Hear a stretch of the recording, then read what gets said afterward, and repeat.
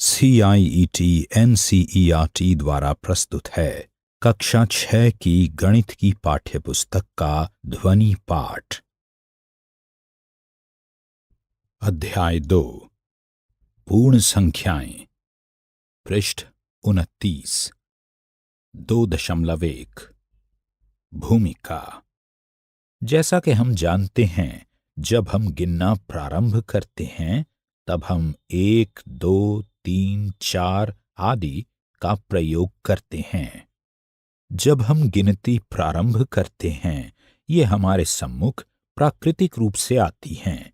इसीलिए गणितज्ञ इन गणन यानी गिनती गिनने वाली संख्याओं काउंटिंग नंबर्स को प्राकृत संख्याएं यानी नेचुरल नंबर्स कहते हैं। पूर्ववर्ती और परवर्ती। दी हुई एक प्राकृत संख्या में अगर 1 जोड़ दें तो आप अगली प्राकृत संख्या प्राप्त कर सकते हैं, अर्थात आप उसका परवर्ती यानी सक्सेसर प्राप्त कर लेते हैं। 16 का परवर्ती 16 जमा 1 बराबर 17 है।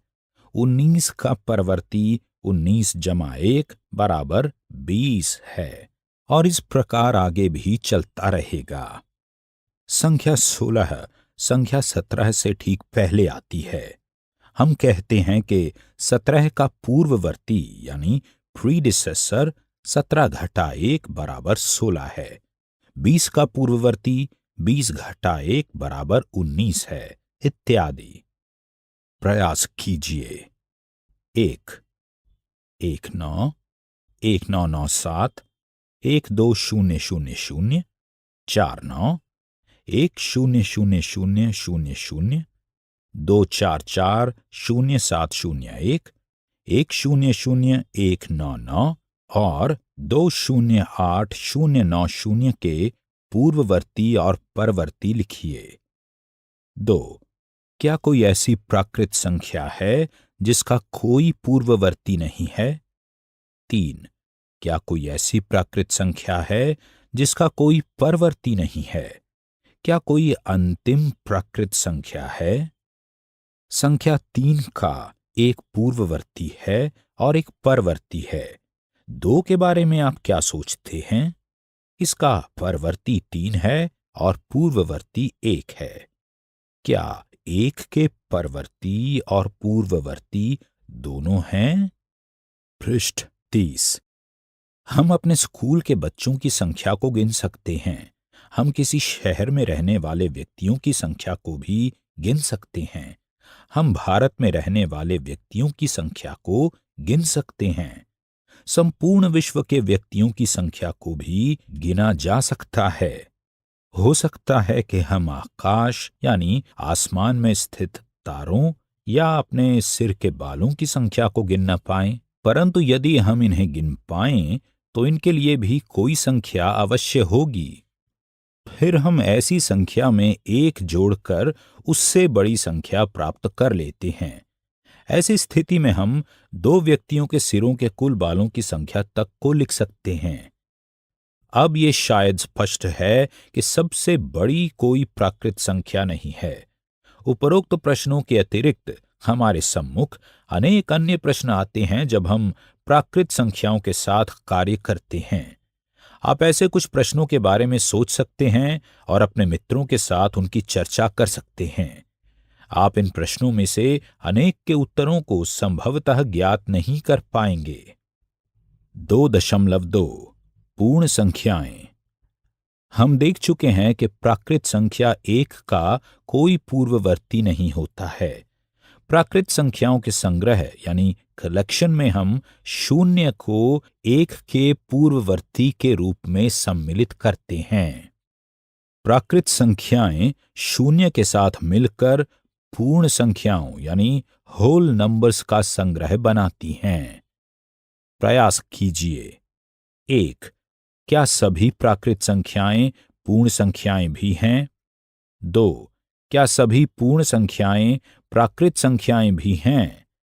3. सबसे छोटी पूर्ण संख्या कौन सी है? 4. सबसे बड़ी पूर्ण संख्या कौन सी है?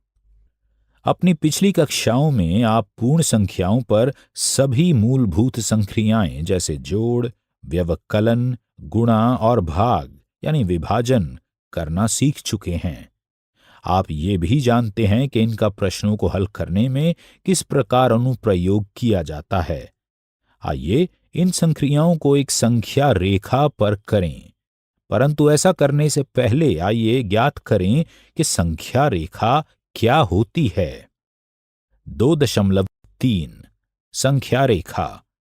एक रेखा खींचिए, इस पर एक बिंदु अंकित कीजिए। इस बिंदु को 0 नाम दीजिए। 0 के दाईं ओर एक अन्य बिंदु अंकित कीजिए, इसे 1 नाम दीजिए।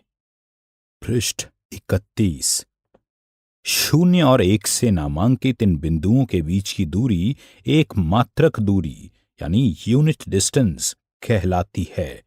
इसी रेखा पर 1 के दाईं ओर एक मात्रक दूरी पर एक बिंदु अंकित कीजिए और 2 से नामांकित कीजिए। इसी विधि का प्रयोग करते हुए संख्या रेखा पर एक एक मात्रक दूरी पर बिंदुओं को 3, 4, 5 इत्यादि से नामांकित करते रहिए। आप दाईं ओर किसी भी पूर्ण संख्या तक जा सकते हैं। यहां दी हुई रेखा पूर्ण संख्याओं के लिए संख्या रेखा है।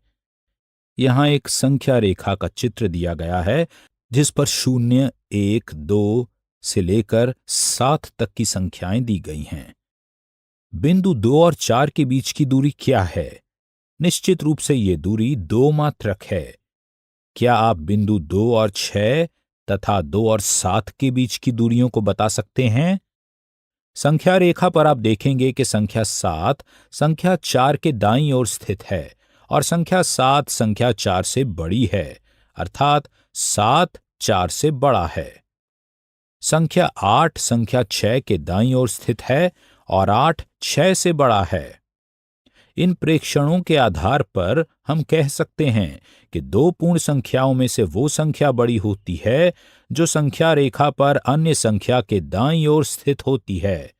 हम ये भी कह सकते हैं कि बाईं ओर की पूर्ण संख्या छोटी होती है। उदाहरणार्थ 4 9 से छोटा है, 4 9 के बाईं ओर स्थित है। इसी प्रकार 12 5 से बड़ा है, 12 5 के दाईं ओर स्थित है। आप 10 और 20 के बारे में क्या कह सकते हैं? 30, 12 और 18 की संख्या रेखा पर स्थितियां देखिए। कौन सी संख्या सबसे बाईं ओर स्थित है?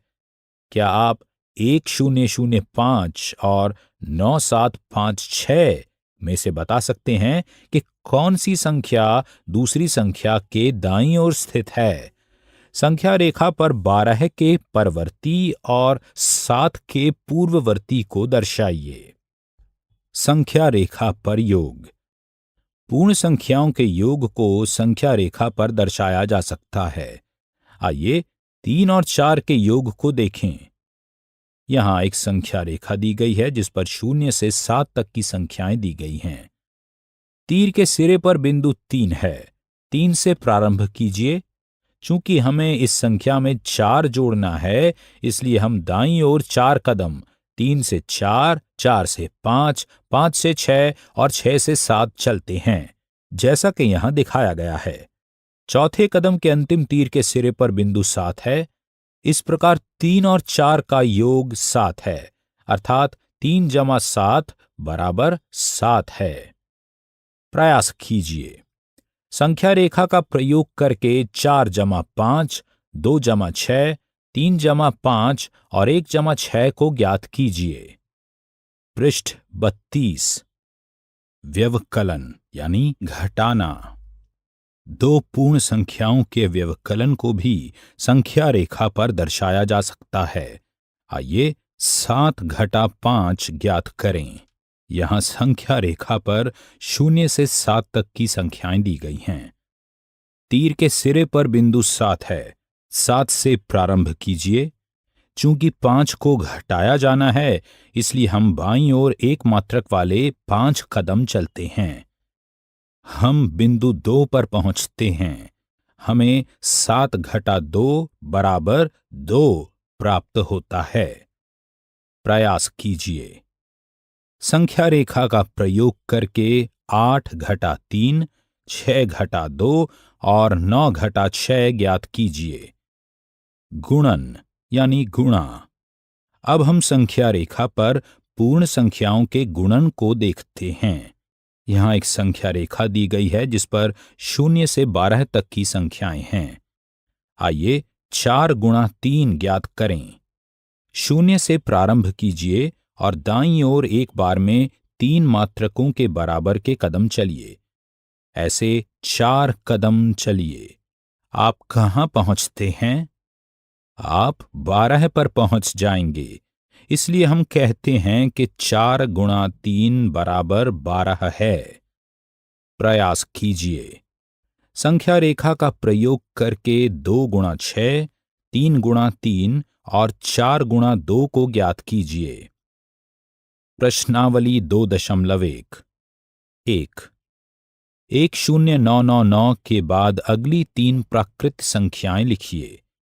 2 10001 से ठीक पहले आने वाली 3 पूर्ण संख्याएं लिखिए।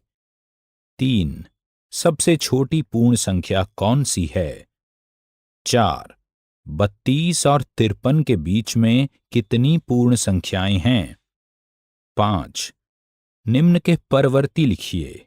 ए 2440701, बी 100199, सी 1099999, डी 2345670। 6 निम्न के पूर्ववर्ती लिखिए। ए 94, बी 10000, सी 208090, डी 7654321। 7 संख्याओं के निम्नलिखित युग्मों में से प्रत्येक के लिए संख्या रेखा पर कौन सी पूर्ण संख्या अन्य संख्या के बाईं ओर स्थित है? इनके बीच में उपयुक्त चिन्ह का प्रयोग करते हुए इन्हें लिखिए। चिन्ह से आपको यह बताना है कि कौन सी संख्या बड़ी है या छोटी है। पृष्ठ 33। ए 530503, बी 370307, सी 98765 56789, डी 9830415 1002301। 8 निम्नलिखित कथनों में से कौन से कथन सत्य हैं और कौन से कथन असत्य हैं? ए 0 सबसे छोटी प्राकृत संख्या है। बी 400 संख्या 300 का पूर्ववर्ती है। सी 0 सबसे छोटी पूर्ण संख्या है। डी 600 संख्या 599 का परवर्ती है। ई सभी प्राकृत संख्याएं पूर्ण संख्याएं हैं। एफ सभी पूर्ण संख्याएं प्राकृत संख्याएं हैं। जी 2 अंकों की पूर्ण संख्या का पूर्ववर्ती 1 अंक की संख्या कभी नहीं हो सकती है। एच 1 सबसे छोटी पूर्ण संख्या है। आई प्राकृत संख्या 1 का कोई पूर्ववर्ती नहीं होता। जे पूर्ण संख्या 1 का कोई पूर्ववर्ती नहीं होता। के पूर्ण संख्या 13 संख्याओं 11 और 12 के बीच में स्थित है। एल पूर्ण संख्या 0 का कोई पूर्ववर्ती नहीं होता।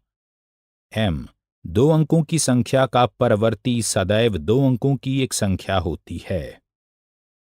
2.4 पूर्ण संख्याओं के गुण। जब हम पूर्ण संख्याओं पर होने वाली विभिन्न संक्रियाओं को निकटता से देखते हैं तो उनमें अनेक गुण देखने को मिलते हैं। इन गुणों से हमें इन संख्याओं को अच्छी प्रकार से समझने में सहायता मिलती है। साथ ही ये गुण कई संक्रियाओं को बहुत सरल भी बना देते हैं। इन्हें कीजिए।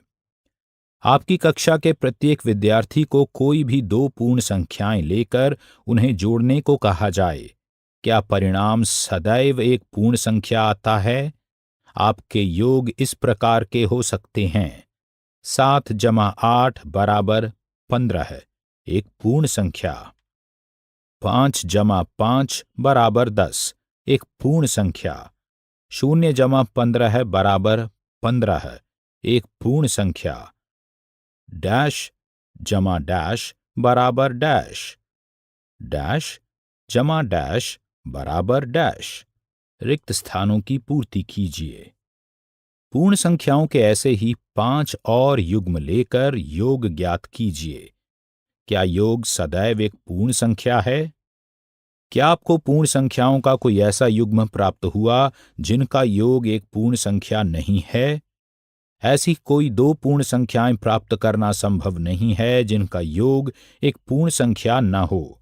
हम कहते हैं कि 2 पूर्ण संख्याओं का योग एक पूर्ण संख्या होती है।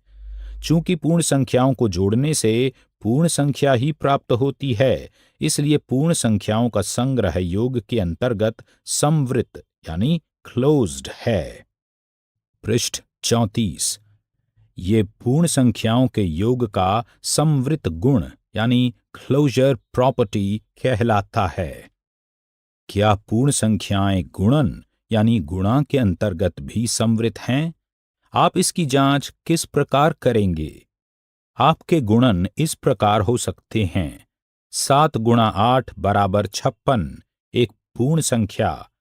5 गुणा 5 बराबर 25, एक पूर्ण संख्या। 0 गुणा 15 बराबर 0, एक पूर्ण संख्या। डैश गुणा डैश बराबर डैश, डैश गुणा डैश बराबर डैश। रिक्त स्थानों की पूर्ति कीजिए।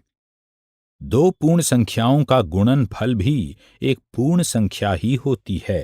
अतः हम कह सकते हैं कि पूर्ण संख्याओं का संग्रह अर्थात निकाय गुणन के अंतर्गत समवृत है। समवृत गुण। पूर्ण संख्याएं योग के अंतर्गत तथा गुणन के अंतर्गत समवृत होती हैं। सोचिए, चर्चा कीजिए और लिखिए। 1.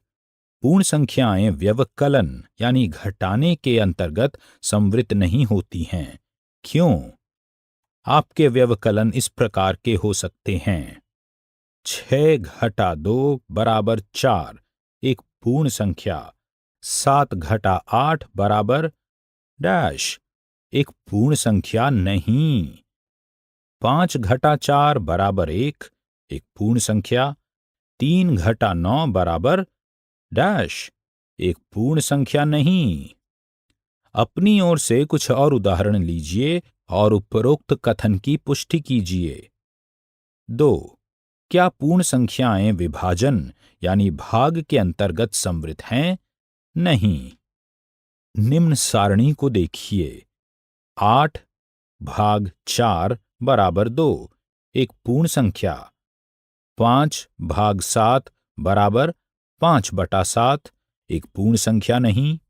12 भाग 3 बराबर 4, एक पूर्ण संख्या। 6 भाग 5 बराबर 6/5, एक पूर्ण संख्या नहीं। अपनी ओर से कुछ और उदाहरण लेकर उपरोक्त कथन की पुष्टि कीजिए। अभी आप सुन रहे थे कक्षा 6 की गणित की ध्वनि पाठ्य पुस्तक। वाचन स्वर गौरव मारवा। निर्माण सहयोग सौम्या मलिक। निर्माण विमलेश चौधरी तथा प्रस्तुति CIET NCERT नई दिल्ली, भारत।